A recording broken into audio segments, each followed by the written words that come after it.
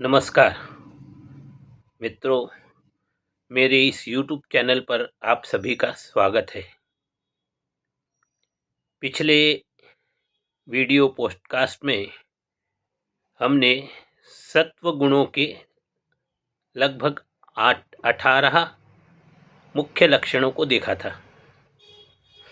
आज इस पॉडकास्ट में हम सत्व गुणों के और उसके आगे के लक्षणों को ध्यानपूर्वक अध्ययन करने वाले हैं। मित्रों, इस पॉडकास्ट को प्रारंभ करने के पूर्व एक बार मैं फिर आप लोगों को याद दिला दूं कि कृपया आप मेरे इस चैनल को अवश्य सब्सक्राइब करिए, लाइक करें और शेयर भी करें। आपको मेरा ये पॉडकास्ट कैसा लगा, अवश्य कमेंट बॉक्स में जाके अपने कमेंट्स भी दीजिए। तो चलिए आज के पॉडकास्ट की शुरुआत करते हैं। मित्रों, तीर्थ स्थानों पर जाकर अग्रहार करना। अग्रहार करना का अर्थ होता है तीर्थ स्थान पर जाकर वहाँ की जमीन दान करना। मंदिरों को, मंदिर के लिए कुआं, तालाब, सरोवर तैयार करना। मंदिर और तीर्थ स्थानों के मंदिरों के शीर्ष पर, शिखर पर कलश की स्थापना करना, सुवर्ण कलश की स्थापना करना। मंदिरों के पास चौपसी यानी आश्रय स्थान अर्थात धर्मशाला का निर्माण करना। मंदिरों में जाने के लिए सीढ़ियों का निर्माण करना। दीपमाला अथवा मंदिर के प्रांगण में तुलसी वृंदावन बनाकर अथवा मंदिर के प्रांगण में पीपल वृक्ष के चारों तरफ पार बनाकर लोगों को पीपल के छांव में बैठने के लिए व्यवस्था करना। मंदिर प्रांगण में लोगों को आराम से बैठने के लिए जो कोच होते हैं, बैठने के लिए व्यवस्था करना। ये सारी जो हैं वो सत्व गुणों के ही लक्षण पाए जाते हैं। इसके अलावा वन यानी जंगल में, उपवन यानी फल और पुष्प वाले बगीचों में, और बगीचा यानी जहाँ केवल फूलों के और सुंदर सुंदर शोभायमान वृक्षों का जो बगीचा होता है, जहाँ लोगों को बैठने की व्यवस्था होती है, बच्चों को लिए खेलने की व्यवस्था होती है, ऐसे बगीचों का निर्माण करना ये सत्व गुणों के लक्षण हैं। पेड़ों को पानी देना, ये भी सत्व गुण का एक लक्षण है। तपस्वी पुरुषों के लिए उनको संतुष्ट करने के लिए हर संभव प्रयास करना, ये भी सत्व गुण का ही लक्षण है। नदी किनारे जाकर नदी के लिए घाट बनवाना, नदी किनारे लोगों को आश्रय के लिए आश्रम बनाना, मंदिरों में पुजारी के रहने के लिए या लोगों को रहने के लिए कमरे बनवाना, जीर्ण शीर्ण मंदिरों का जीर्णोद्धार करना, ये समस्त सत्व गुणों के लक्षण होते हैं। मंदिरों में नंदादीप बनवाना। नंदादीप आप लोग समझ गए होंगे कि जो लोग गोवा गए हैं और माता मंगेश्वरी के देवी के मंदिर में जो गए हैं, वहाँ उन्होंने देखा होगा कि एक स्तंभ होता है जिसमें बहुत से दिए लगे रहते हैं और उन दियों को जलाया जाता है, उसको नंदादीप कहते हैं। तो ये पश्चिम भारत में और दक्षिण भारत में लगभग हर जगह आपको, हर मंदिर में ये नंदा दीप आपको देखने के लिए मिल सकते हैं। देवताओं की मूर्तियों को बनवाना, उनको अर्पण करना मंदिरों में, देवताओं की मूर्तियों के लिए आभूषण दान करना, वस्त्र दान करना, ये समस्त सत्व गुणों के लक्षण हैं। घोष करने वाली ताश यानी घंटा जिसे बजाया जाता है, पखावज, नगारे, अनेक प्रकार के वाद्य यंत्र, शहनाई, समस्त प्रकार के सुंदर सुंदर वाद्य सामग्री ये मंदिर को भेंट की जाती है। ये भेंट करना सत्व गुणों का लक्षण है। ये भेंट करने के उपरांत इन वाद्य यंत्रों के सहायता से मंदिर में हरि भजन करना और स्वयं उसमें सम्मिलित होना, ये महत्वपूर्ण होता है। तो ये सारे सत्व गुण के महान लक्षण हैं।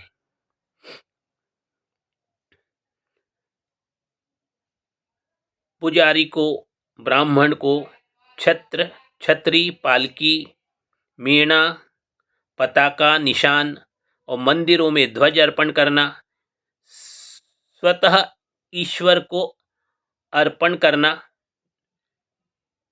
मंदिर में भगवान को सूर्यपान कराना, ये सब समस्त सत्व गुणों के लक्षण हैं। सत्पुरुषों की समाधि पर जाकर वहां पे तुलसी वृंदावन का निर्माण कराना, उस तुलसी वृंदावन के समक्ष पानी से सींचकर रंगोली बनाना, ये सत्व गुणों के लक्षण होते हैं।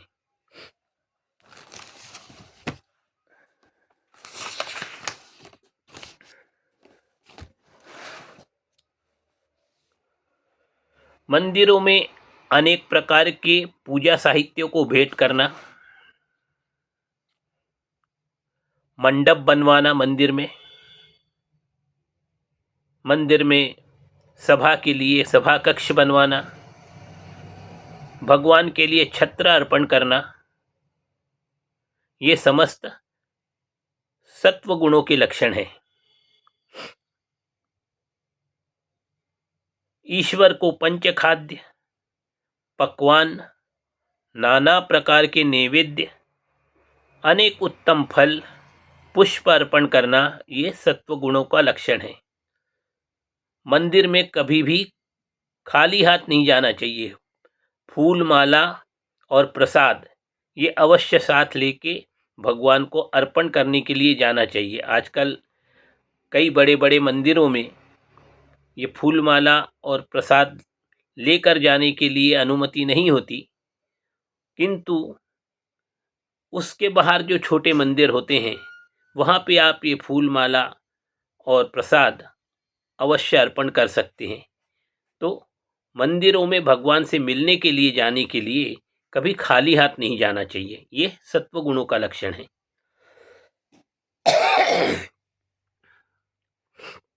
मंदिर में जाके झाड़ू लगाना, साफ सफाई करना उत्तम प्रकार से भक्ति के लक्षण हैं। ये सत्व गुणों के लक्षण चरित्र में जब उत्पन्न होते हैं तो स्वयमेव ईश्वर की सेवा करने के लिए मनुष्य में इच्छा उत्पन्न होती है।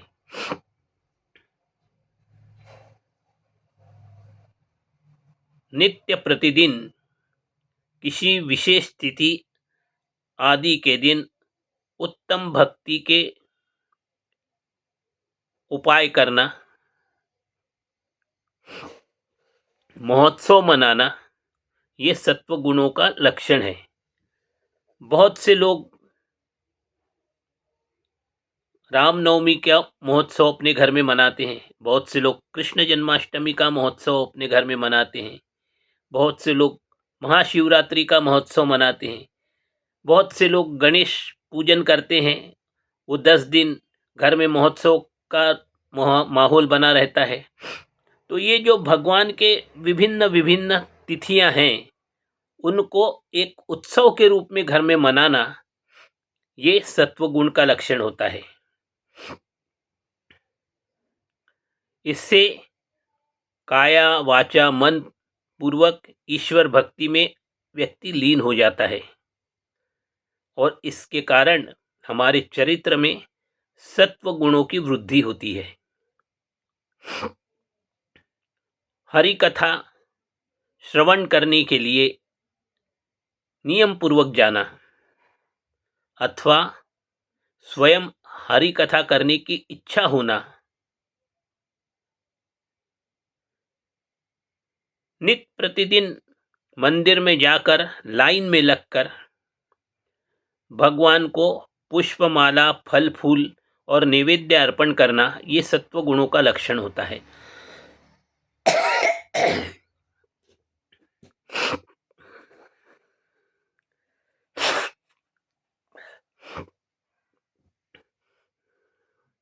स्वतः ही कितना ही आवश्यक काम हो, खुद का स्वयं का कितना भी आवश्यक कार्य क्यों न हो, लेकिन जो व्यक्ति उस कार्य को छोड़कर सर्वप्रथम हरि भजन, हरि पूजन इसमें व्यस्त होता है, यह सत्व गुण का लक्षण होता है। यह केवल एक निर्मल जो हरि भक्त है वही ऐसा कर सकता है, हर किसी के लिए यह संभव नहीं है।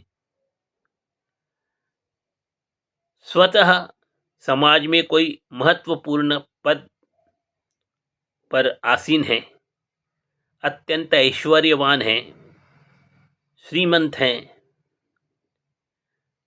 अनेक प्रकार के कार्यों में व्यस्त रहते हैं, ऐसे व्यक्ति स्वयं जब अपने सारे कार्य छोड़कर, अपने मान सम्मान को भूलकर मंदिर में जाकर ईश्वर के लिए जब सेवा करते हैं, वो सेवा किसी भी प्रकार की हो सकती है।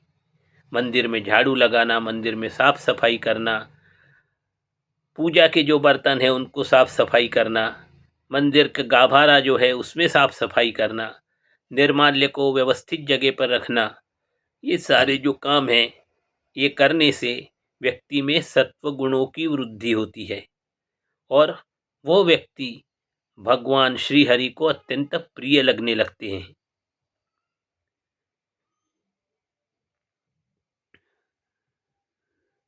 और ऐसा काम करने के लिए जो सदैव तैयार रहते हैं, तत्पर रहते हैं, ये उनमें बढ़ते हुए सत्व गुणों के लक्षणों में से एक होता है।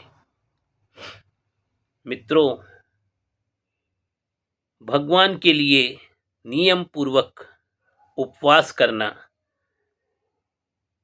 तिथियों में व्रत वैकल्प का निर्धारण करना, अपना जीवन चरित्र जो है या जीवन का जो दिनचर्या है उसको नियम पूर्वक पालन करना, अपने प्रिय वस्तु का भगवान के लिए त्याग करना, भगवान का नाम जाप करना, ध्यान करना, मंदिरों में जाकर ध्यान करना, नित्य नियम करना, समस्त सत्व गुणों के ये लक्षण होते हैं।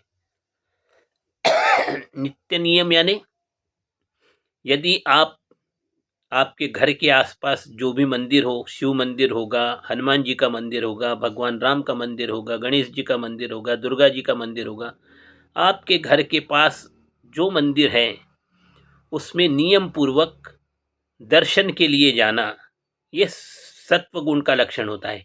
नियम पूर्वक जाना यानी यदि आप सवेरे 7 बजे जाने का समय निश्चित करते हैं, तो फिर आंधी हो, तूफान हो, बरसात हो, ठंड हो, गर्मी हो, आपको ठीक 7 बजे जाके उस मंदिर में घंटा बजाकर भगवान के दर्शन करना चाहिए।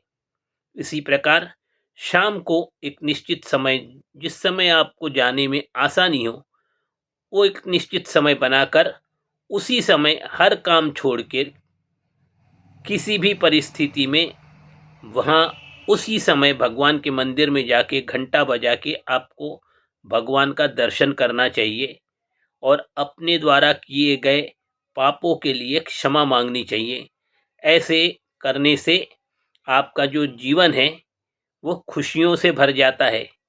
आपके ऊपर आने वाले दुखों के पहाड़ जो हैं वो दूर हो जाते हैं। तो नियम पूर्वक भगवान का दर्शन करना, अपने किए गए पापों के लिए भगवान से क्षमा करना मांगना, ये नियम पूर्वक करने से आदमी का जीवन सुखमय और आनंदमय बन जाता है। भगवान के लिए नियम पूर्वक उपास करना, जैसे शिवरात्रि का उपास है, एकादशी का उपास है, नवरात्रि के 9 दिन के उपास हैं। ये जो व्यक्ति ये सब व्रत नियम पूर्वक पालन करता है, वो उसमें सत्व गुणों की वृद्धि होने के बाद ही वो ऐसा कर सकता है। सत्व गुणों के वृद्धि के बगैर ये संभव ही नहीं है कि आप नवरात्रि के 9 दिनों का उपवास आप करें। वो तो बहुत कठिन व्रत है। तो जब सत्व गुणों में की आप में वृद्धि होती है, तब आपके मन में ये सारे व्रत वैकल्प करने की इच्छा जागृत होती है और आप नियम पूर्वक, कठोरता पूर्वक इन व्रतों का पालन करते हैं। तो ये सारे जो सत्व गुण हैं, वो नित्य प्रतिदिन जैसे जैसे आप उसका पालन करने लगते हैं, तो आपके चरित्र में सत्व गुणों की वृद्धि होने की एक धारा सी बन जाती है और आप नियम पूर्वक आपके चरित्र में नित्य नए सत्व गुणों को शामिल करते चले जाते हैं। सत्व गुणों की अधिकता होने से आपका समाज में मान सम्मान बढ़ता है। मृत्यु के उपरांत आपको कष्ट नहीं होता। परलोक का मार्ग सुगम और सुंदर सुखद रूप से आपको प्राप्त होता है और आप वैकुंठ धाम को प्राप्त कर सकते हैं। तो मित्रों, आज का पॉडकास्ट यहीं तक। मेरा ये पॉडकास्ट आपको कैसे लगा, अवश्य कमेंट बॉक्स में जाके अपने कमेंट दीजिए और याद रखिए, मेरे इस चैनल को आप लाइक करें, सब्सक्राइब करें और शेयर भी करें। धन्यवाद। जय श्री राम। जय जय रघुवीर समर्थ।